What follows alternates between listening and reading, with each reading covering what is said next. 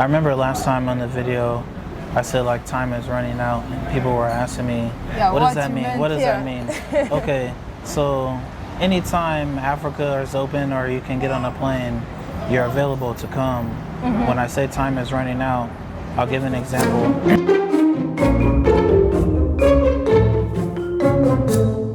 Since I was in high school around 14 or 15, the way that I grew up, I realized from around that age that the United States was not going to be a place where I wanted to live the rest of my life, and I knew that eventually I was going to want to leave the country as I got older and became an adult. And now I have some children. One of my children, their complexion is similar to that of one little boy that got killed by the police. His name was Tamir Rice.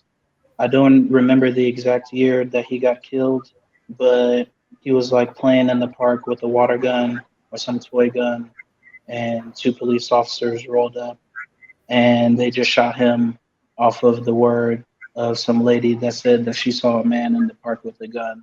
I think that the window is closing for a lot of uh, I would say Black Americans to come over to Kenya from the United States in the way that they might think.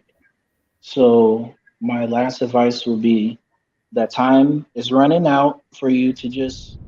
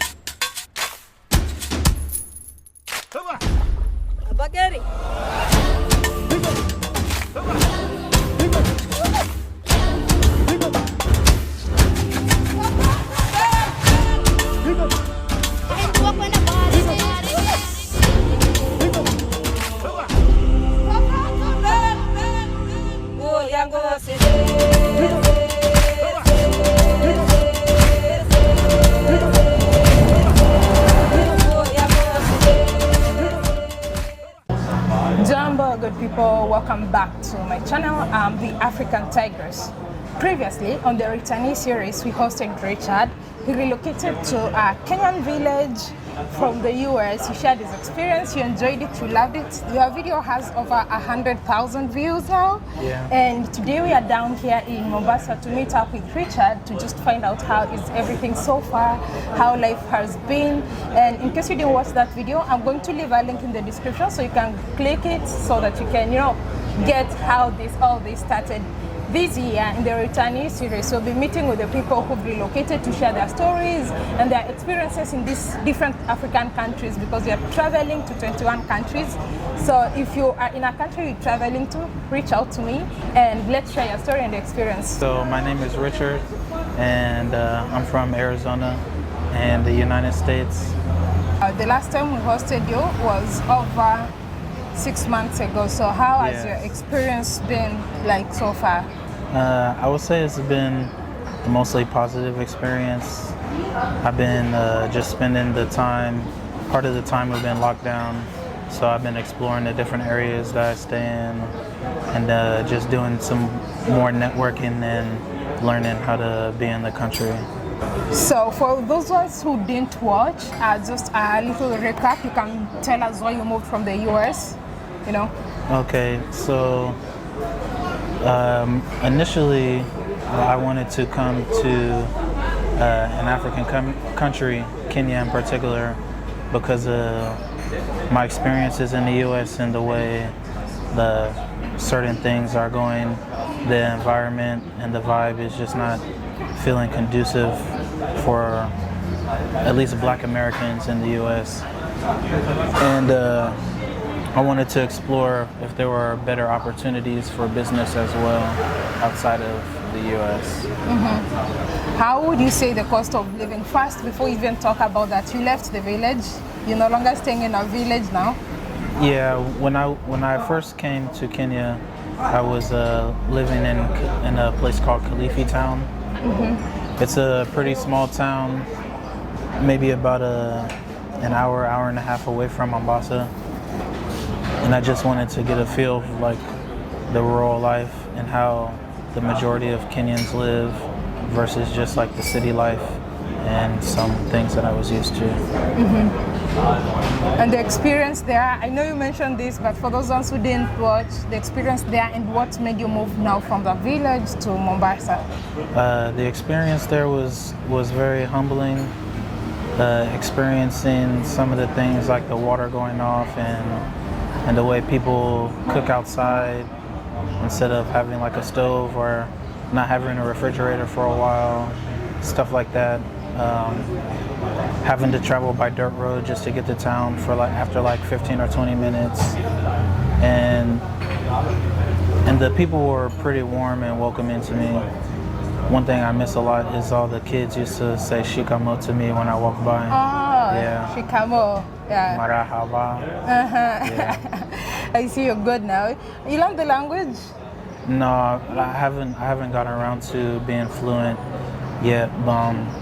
Actually, one of the reasons why I moved from the rural area is because I want to, now that the lockdown's over, I wanted to start exploring some business options. Yeah, so some connections I've made, and the opportunity for business is more in the city, so that's why I've moved down here. Okay, so you have some business in mind? Initially, when I came to Kenya, it was my plan to eventually open up a gym for training in jiu-jitsu.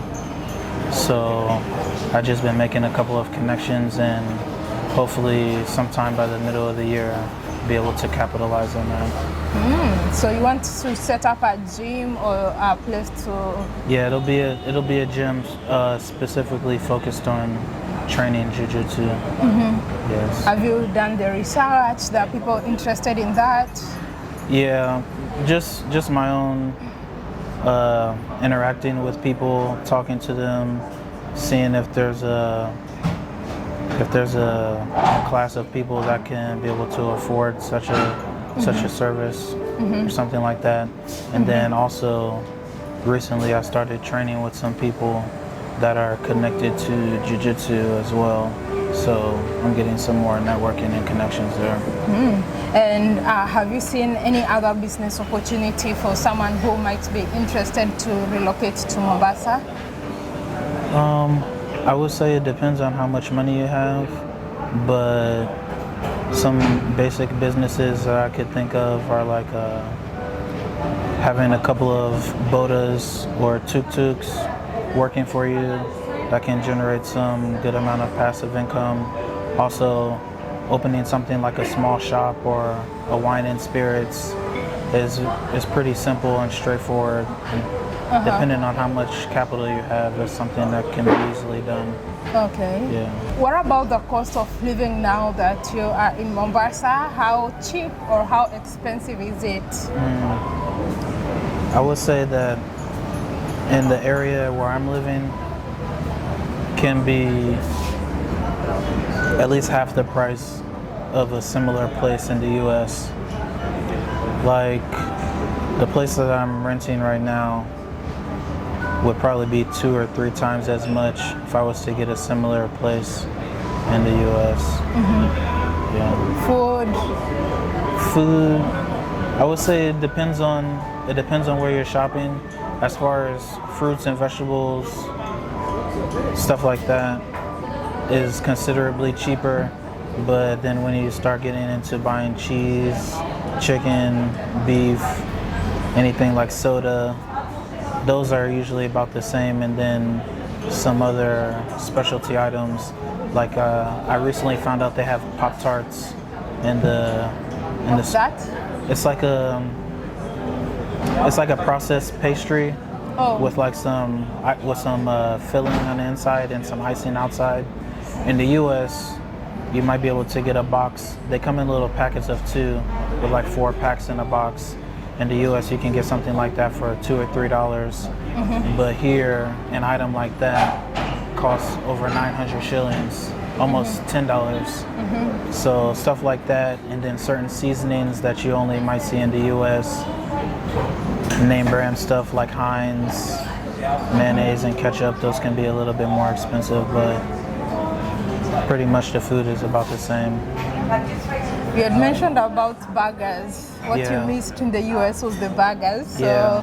do you still miss the burgers? Okay, so when I made that comment, someone commented in the video below to try a place called Cafe Suri. So I came, and the burgers at this place, they're pretty good. And it made me remember another place in Nairobi that I like to go to called Urban Burger. So as far as like a good gourmet burger, Cafe Suri is pretty good. Do you look forward to going back to the US? Not in particular. If I have to for some personal or business reasons, then I will. But I'm not too much excited about returning if I don't have to. Yeah. And anything you miss most? Now that you've sorted the burger issues, so anything else you miss? Maybe a little bit more organized traffic. Yeah. I know here it's someone, the space they see, as long as you see like your car can pass through here. And then sometimes the matatus, they see they can't pass through, but they still force their way. Yeah, it's like once you enter the road, it's every man for themselves. You survive, you survive. Yeah. You die, you die. Exactly. Okay. And so now, what do you love most about Mombasa? You've lived here for a while. How many months or years in total? Okay, so as far, you mean like straight, consistently, like? Okay, I've been you can here give us both. Okay, so I've been visiting back and forth since winter or spring of 2018. So 2018, 2019, 2020. I came back in 2020 in January, and because of coronavirus, I've been here ever since. Okay. Yeah. And now, I know you lived briefly in Nairobi before you went to the village, or did you go to the village, then to Nairobi, and now to Mombasa? No, my first 2 years in Kenya, I strictly went to Nairobi, but different areas in Nairobi. I just never got a chance to come out to Mombasa, but then I made it a point when I came in 2020 that I wanted to spend the majority of that time in Mombasa. But once I got here, I realized that I didn't want to go back to Nairobi really that much. You know, there's something people say about Mombasa. They say once you get here, you can go back. Like, they say Mombasa raha, kurudi. Like, once you're here, like, that's why I told you I'm also considering relocating to Mombasa. Yeah, because I think the weather is everything for me. Some people might find it too hot, but for me, like, this is perfect. Where I come from in Arizona, there can be weeks during the summertime. I'm not sure the conversion in Celsius, but during the summertime it can be between 115 to 120 degrees for like days or weeks at a time. So I think in Mombasa, the hottest it gets, I've never seen it past like 95 degrees, and that's like extremely hot. I would say for the most part, the temperature stays somewhere between 75 and 85 degrees for most of the year. So I like that aspect of it. And then even though it's right on the water, it's not too humid. So I used to live in Florida. I liked living by the beach and the heat, but the humidity and being sticky all day, I don't experience that in But Mombasa. it's humid here too. Like for some, okay, I think where you are it's extreme. So Yeah. for me, this one I find it to be too humid. But if you live in places like Nyali where there's a breeze from the ocean, I think you will love it here. Yeah.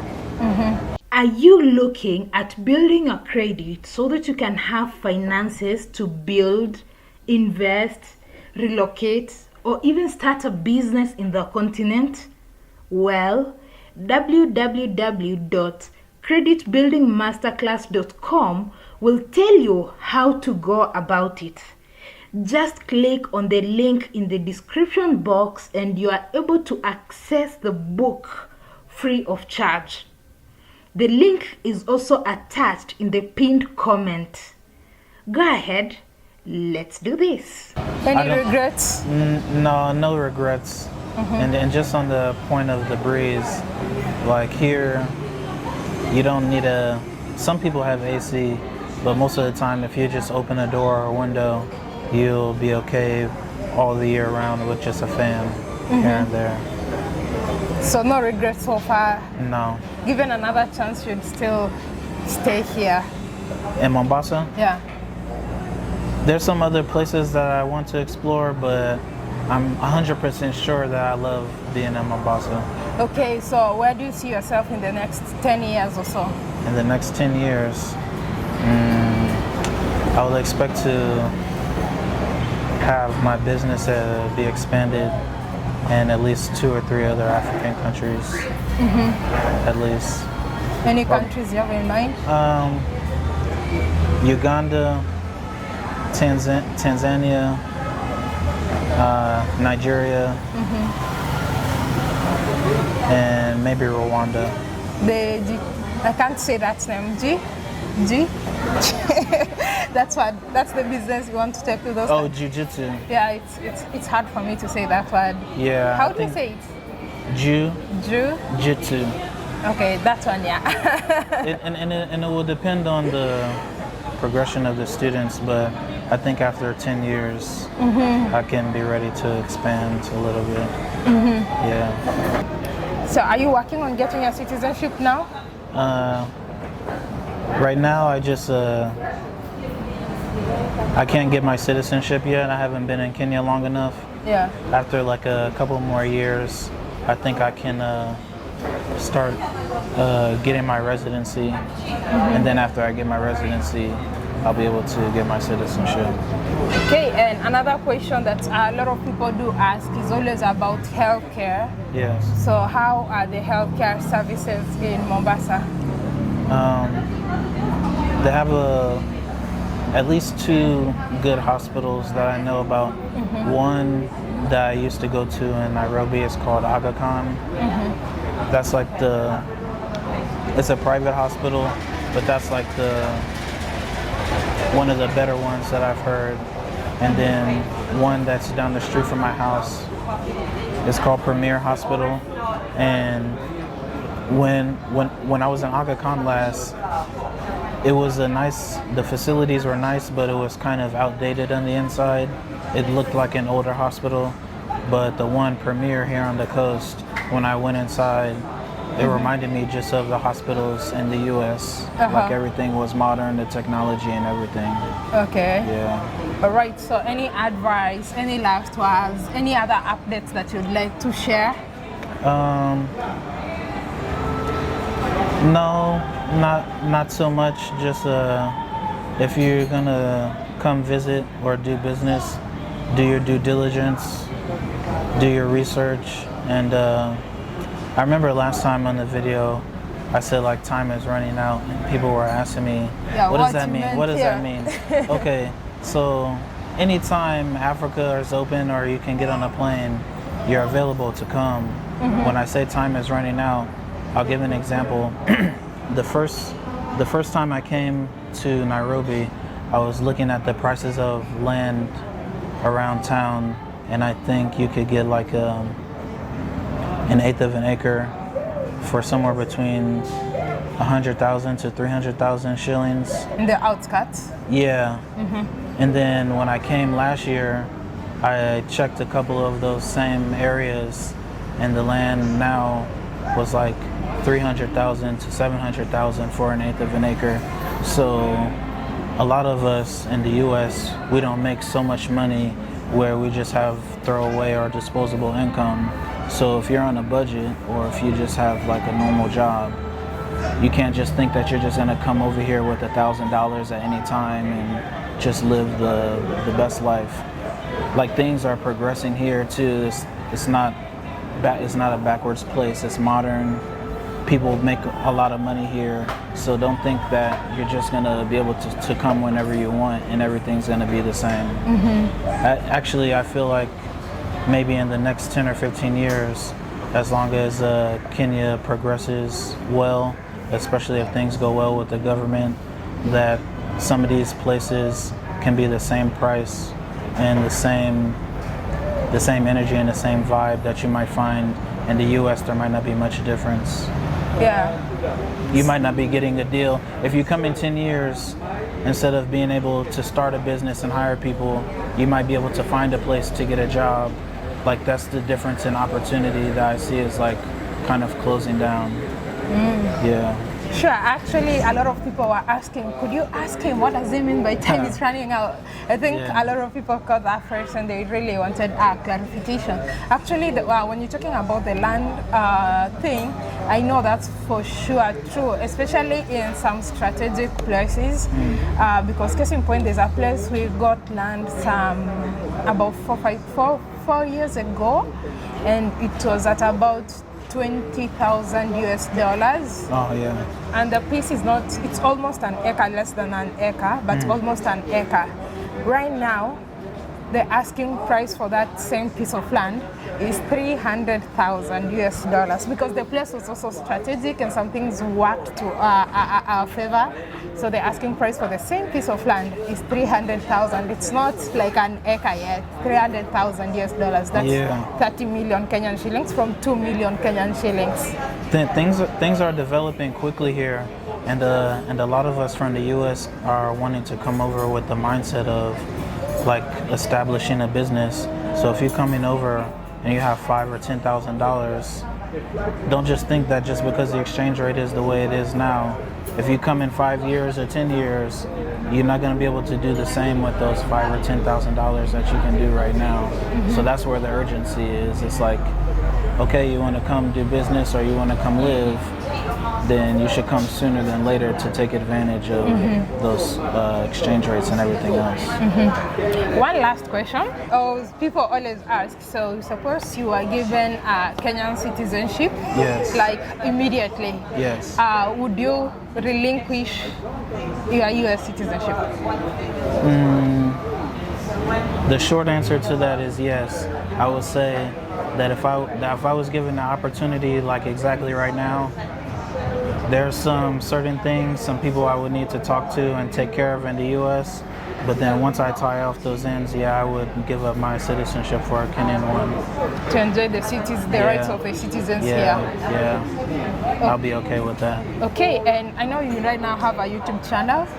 Oh yeah, I have a YouTube channel. Yeah, my channel is called Mandume, Mandume. And basically, the focus of my channel is like to make first-person experience videos, because that's I wanted to model my channel after channels that motivated me to make the jump to visit and then relocate to Kenya. So since not a lot of us are making those kind of videos, I figured that whenever I have some time, if I'm walking around, if I'm driving somewhere, I'll just show what the real life is like from a first-person point of view. Oh, and also I want to appreciate and thank you for the city tour. He gave me a very amazing city tour. Like, I don't know Mombasa as much. He knows it better than I do. So that was really awesome. I appreciate that. Yeah, it was fun riding you around. It's no problem. All right, thank you so much. So you're welcome. Thank you so much for watching this video. I hope you enjoyed it. Kindly like, share, and subscribe. Go check out his YouTube channel. And if you enjoy this kind of video, videos? Let me know in the comments section below. And would you consider moving to Kenya? Would you consider moving to Mombasa?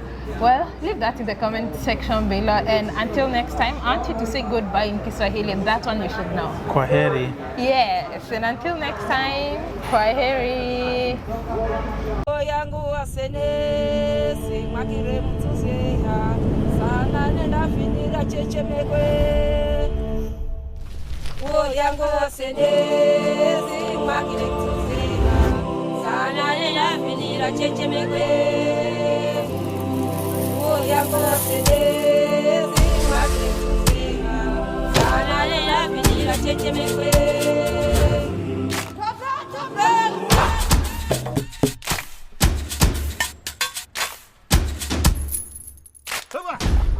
Bageri.